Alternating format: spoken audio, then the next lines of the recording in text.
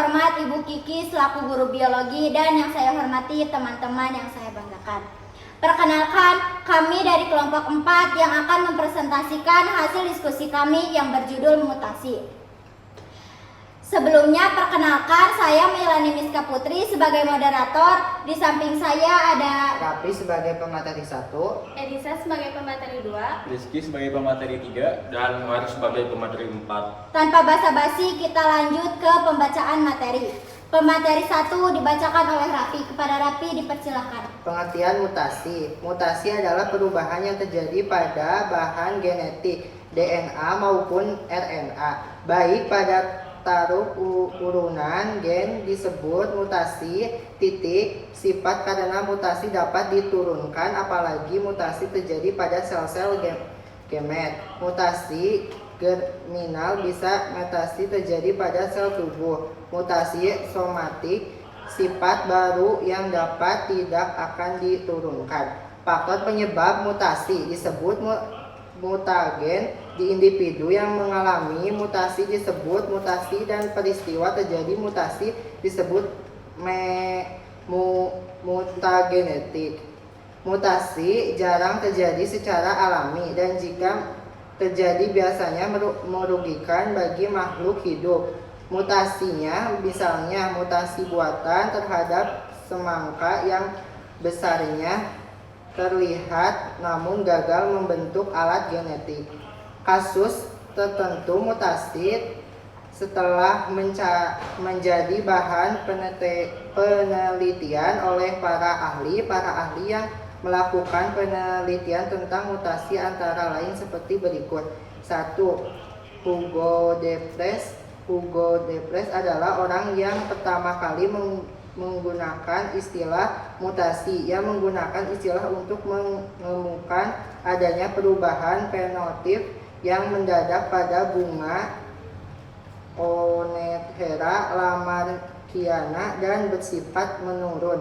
Ternyata perubahan tersebut terjadi karena adanya penyampaian dari kromosom. Pitris juga melaporkan peristiwa mutasi pada domba jenis ancon yang berkaki pendek dan bersifat menurun. Thomas Hood Morgan. Penelitian ilmiah tentang mutasi dilakukan pula oleh Morgan 1910 dengan menggunakan Drosophila melanogaster alat buah. Hermann Jost Muller merupakan murid dari Morgan. Ia berhasil dalam mencobanya terhadap alat buah yang menemukan mutasi buatan dengan menggunakan sinar X. Macam-macam mutasi berdasarkan proses terjadinya mutasi dibedakan menjadi 2, yaitu sebagai berikut. 1. Mutasi alami yaitu proses perubahan genetik yang terjadi dengan sendirinya di alam. Diduga faktor penyebaran adalah panas, radiasi, sinar kosmik radioaktif, sinar ultraviolet matahari, radio, dan ionisasi internal mikroorganisme serta kesalahan DNA dalam metabolisme. Mutasi buatan atau industri. Mutasi buatan yaitu perubahan genetik yang terjadi oleh usaha manusia yang antaranya 1. Menyampaikan bahan radiatif untuk diagnosis, terapi, deteksi suatu penyakit, sterilisasi, dan pengawetan makanan. 2. Penggunaan senjata nuklir. 3. Penggunaan roket televisi. 4. Penyampaian bahan kimia, fisika, dan biologi.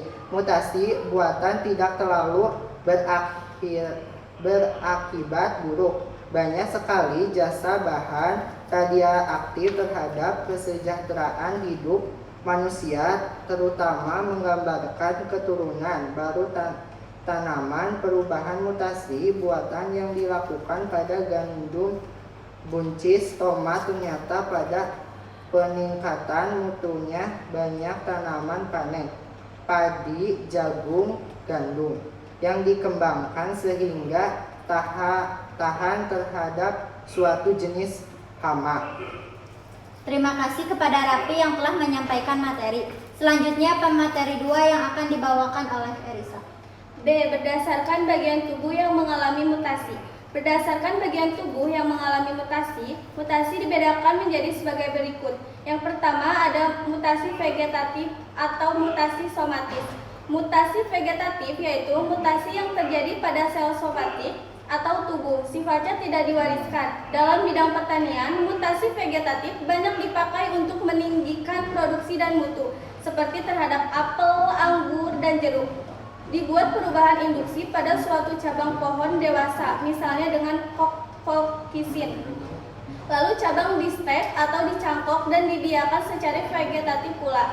Sedangkan secara alamiah, perubahan vegetatif pada tumbuhan dapat menimbulkan beraneka warna atau gelang pada endosperm atau biji, daun dan mahkota bunga, misalnya pada kacang, ercis, dan bunga pukul 4. Yang kedua ada mutasi generatif. Mutasi generatif yaitu mutasi yang terjadi pada gonad atau sel kelamin atau gamet, sifatnya diwariskan. Mutasi generatif terdapat pada makhluk hidup bersel banyak dan bukan yang bersel satu atau strukturnya yang lebih sederhana. Bila perubahan berlangsung pada gamet, maka akibat yang ditimbulkan begitu hebat dan gamet pun segera mati.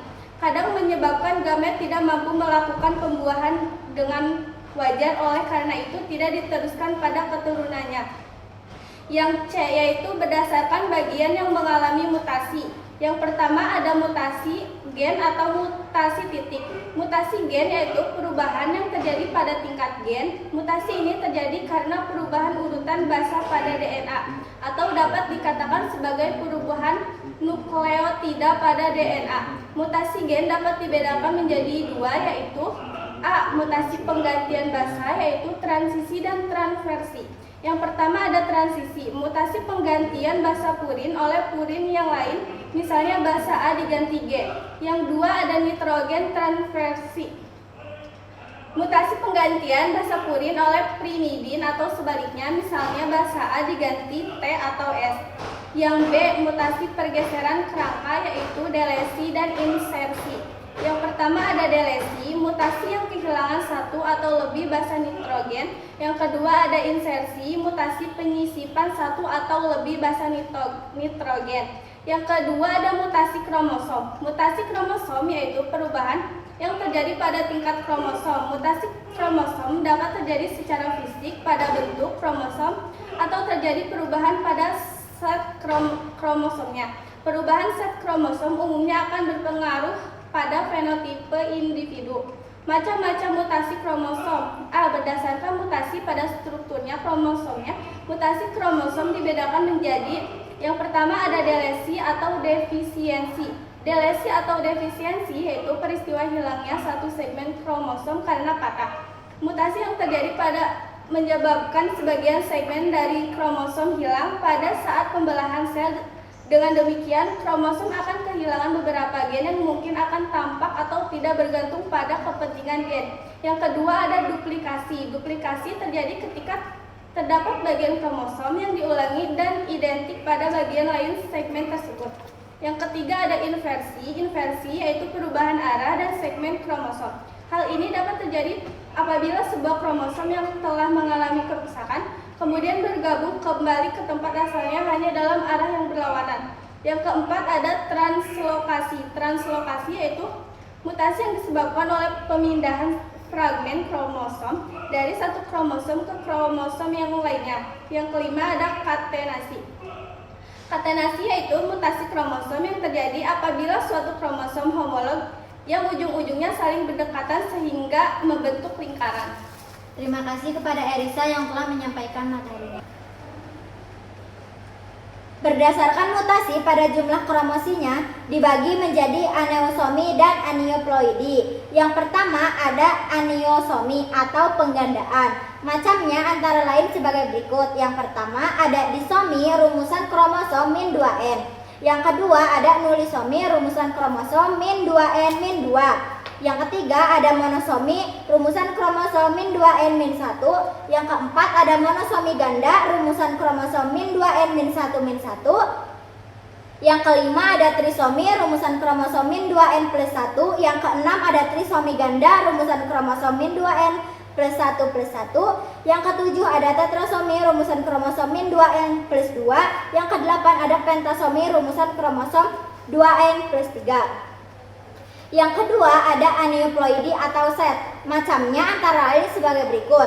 Monoploid rumusan kromosom min N, diploid rumusan kromosom 2N, triploid rumusan kromosom 3N, tetraploid rumusan kromosom 4N, pentaploid rumusan kromosom 5N. Aneuploid yang terjadi pada manusia akan menimbulkan berbagai jenis kelainan atau sindrom. Di antaranya sebagai berikut. Yang pertama ada sindrom Down. Sindrom Down disebabkan oleh gagal berpisah kromosom nomor 21, sehingga individu penderita memiliki kromosom tambahan pada kromosom nomor 21. Pengaruhnya menyebabkan pertumbuhan mental penderita terhambat, berkurangnya ketahanan tubuh terhadap infeksi, dan tingkat kelangsungan hidup yang rendah. Ciri-ciri sindrom Down antara lain sebagai berikut. Yang pertama ada jarak di antara dua mata jauh dan berlebihan kulit di sudut dalam. Yang kedua ada ukuran mulut adalah kecil dan ukuran lidah yang besar menyebabkan lidah selalu terjulur. Yang ketiga ada pertumbuhan gigi lambat dan tidak teratur. Yang keempat ada paras telinga lebih rendah, kepala biasanya lebih kecil dan agak lebar dari bagian depan ke belakang, dan lehernya agak pendek. Yang keenam ada mempunyai jari-jari yang pendek dan jari-jari kelingking membengkok ke dalam. Tapak tangan mereka biasanya hanya terdapat satu garisan urat, dinamakan simian crease. Yang ketujuh ada kaki agak pendek dan jarak di antara ibu jari kaki dan jari kaki kedua agak jauh terpisah dan tapak kaki. Yang kedua ada sindrom Patau. Sindrom lain yang lebih langka daripada sindrom Down adalah sindrom yang disebabkan oleh aneuploidi pada autosom. Sindrom Patau adalah salah satunya. Sindrom ini disebabkan oleh trisomi pada kromosom nomor 13. Sindrom ini ditemukan oleh Kak Patau pada 1960. Ciri-ciri sindrom Patau antara lain sebagai berikut. Yang pertama ada mata serius, yang kedua kerusakan otak dan peredaran darah, serta langit-langit mulut yang terbelah. Yang ketiga ada pada setiap 5.000 kelahiran dapat terjadi satu kasus penderita sindrom Patau. Yang ketiga ada sindrom Edwards. Sindrom Edwards kali pertama ditemukan pada 1960 oleh I.H. Edwards. Sindrom ini disebabkan oleh trisomi pada kromosom nomor 18. Ciri-ciri sindrom Edwards antara lain yaitu memiliki kelainan seperti letak telinga rendah, rahang bawah rendah, mulut kecil, dan memiliki keterbelakangan mental. Dan hampir 90% penderita ini meninggal dalam 6 bulan pertama. Selanjutnya pemateri 4 yang akan dibacakan oleh Rizky. Kepada Rizky dipersilakan. D. Sindrom Knell. Sindrom Knilfer kali pertama ditemukan oleh H.F. Knilfilter pada 1942. Sindrom ini disebabkan oleh adanya gagal berpisah pada kromosom X atau gonosom, sehingga setelah fertilisasi dihasilkan laki-laki dengan tambahan kromosom X menjadi XXY. Diperkirakan kejadian ini terjadi satu dari setiap 2000 kelahiran. Ciri-ciri sindrom Knilfilter antara lain sebagai berikut. Individu dengan kromosom XXXY adalah pria steril atau mandul. Badannya relatif tinggi namun tidak memperlihatkan perkembangan pria seperti pundak yang lebar dan pinggul yang kecil layaknya pria pada umumnya. Memasuki masa pubertas, pada sebagian penderita terbentuk kelenjar payudara layaknya wanita. Pria dengan sindrom Knilfilter memiliki pertumbuhan mental yang cenderung lambat, akan tetapi hal ini dapat sangat bervariasi pada setiap individu. Umumnya memiliki bentuk tubuh yang kurus. Sindrom Knilfilter dibagi menjadi dua bagian, yaitu XXY yaitu laki-laki yang kelebihan satu buah kromosom X sehingga mempunyai 44 autosom dan 3 kromosom seks dengan ciri-ciri sebagai berikut.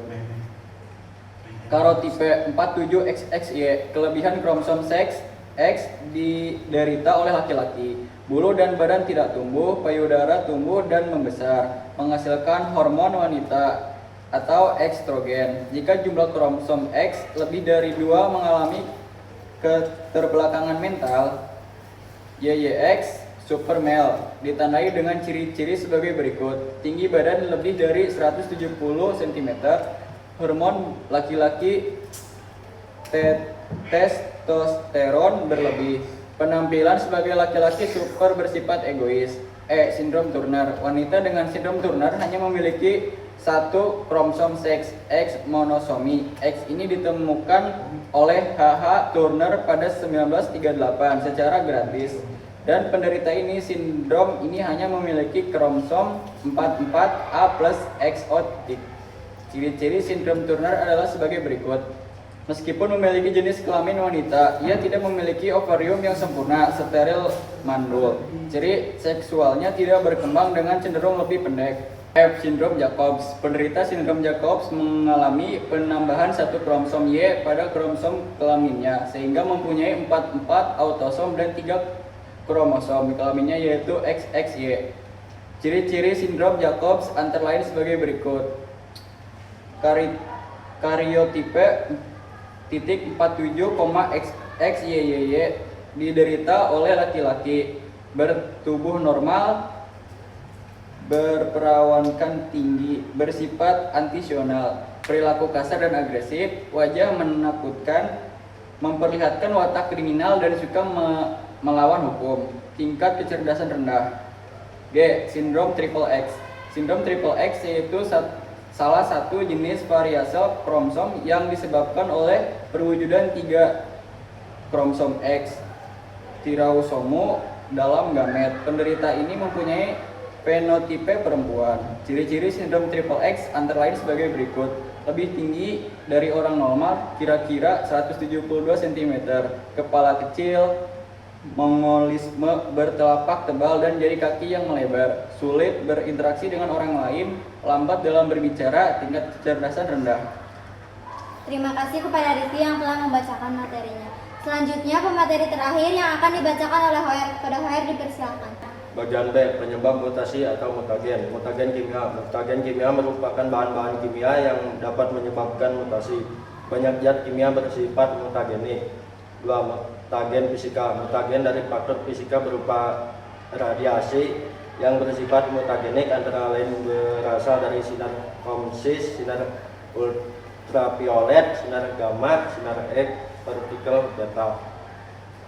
3. Mutagen biologi. Lebih dari 20 macam virus penyebab kerusakan kromosom. Misalnya virus hepatitis menimbulkan aberasi pada darah dan sum-sum tulang. Virus campak, demam kuning, dan cacar juga dapat menimbulkan aberasi. C. Dampak mutasi.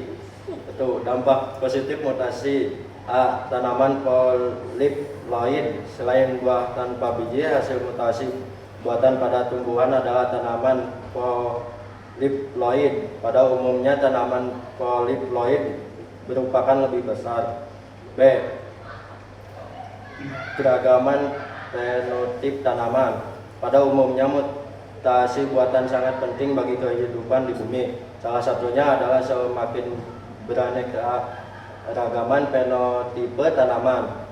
C. Varian baru. Mutasi alami dapat menghasilkan individu yang mempunyai sifat atau fenotip berbeda dengan anggota spesies yang sama, namun tetap mempunyai kondisi yang sehat, misalnya pada jenis ikan tertentu dan landak yang tidak berpigmen albino, sehingga warna tubuhnya berbeda dengan warna tubuh anggota spesies yang normal. D. Pengembangan bioteknologi. Salah satu upaya pengembangan bioteknologi adalah rekayasa genetik, yaitu melalui penyisipan molekul DNA ke dalam sel. 2. Dampak negatif mutasi. A. Kematian mutan atau letal. Mutasi alami lebih berbahaya karena organisme mutan dapat mengalami kematian. Hal ini tidak dapat dicegah karena mutasi alami terjadi secara tiba-tiba dan acak. Artinya apabila mutasi tersebut pada suatu spesies, maka tidak semua organisme dalam satu spesies tersebut ikut mengalami perubahan, melainkan hanya salah satu atau beberapa organisme saja. B. Kelainan cacat atau sindrom. Kelainan cacat ini telah kalian pelajari di depan. Bukanlah kembali dan pahami sekali lagi agar kalian benar-benar paham. C. Membahayakan lingkungan. Meskipun mempunyai sifat-sifat yang unggul, tanaman hasil pengembangan mutasi buatan tidak selamanya menguntungkan bagi lingkungan. Misalnya, tanaman padi hasil mutasi buatan melalui penyisipan DNA atau gen dapat tumbuh dengan baik, resisten atau tanaman terhadap gulma, herbisida atau serangga pengganggu. Akan tetapi beberapa ahli mengatakan bahwa gen-gen pembentuk sifat unggul tanaman tersebut dapat berpindah pada tanaman gulma. Akibatnya, gulma menjadi bersifat unggul atau tumbuh subur dan akan memenuhi lahan, serta sulit untuk dibasmi. Terima kasih kepada Hoer yang telah membacakan materinya. Cukup sekian presentasi dari kami. Mohon maaf bila ada kesalahan ataupun kekurangan. Terima kasih atas perhatiannya. Wassalamualaikum warahmatullahi wabarakatuh. Waalaikumsalam warahmatullahi wabarakatuh.